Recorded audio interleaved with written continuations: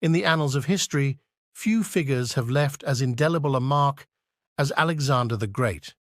Born in 356 BC in Pella, the capital of the ancient kingdom of Macedon, he was destined for greatness from the outset.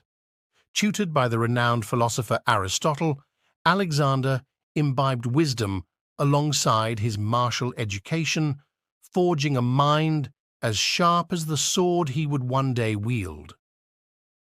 At the tender age of 20, upon the assassination of his father, King Philip II, Alexander ascended to the throne of Macedon.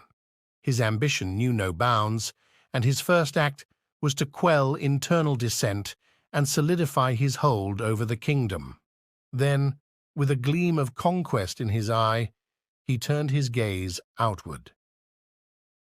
The Macedonian phalanx, trained to perfection under Alexander's command, became an unstoppable force as he embarked on his campaign of conquest. In 334 BC, he crossed the Hellespont into Asia Minor, marking the beginning of his legendary Persian campaign.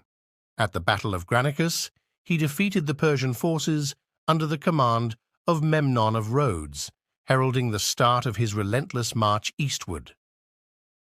In 333 BCE, Alexander faced his greatest challenge yet at the Battle of Issus, where he clashed with the Persian king Darius III himself.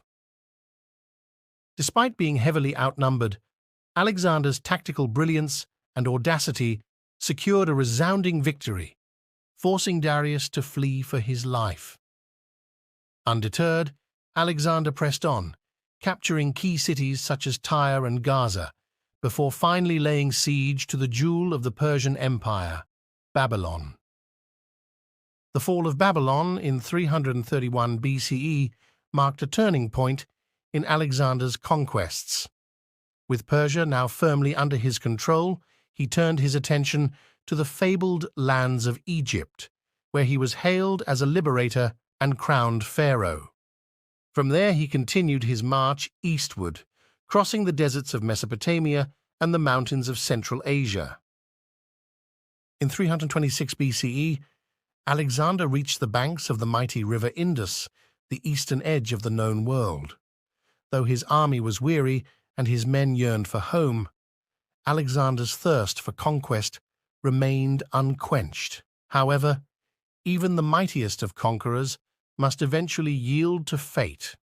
In 323 BCE, at the age of just 32, Alexander the Great breathed his last in the palace of Nebuchadnezzar II, leaving behind a legacy that would echo through the ages.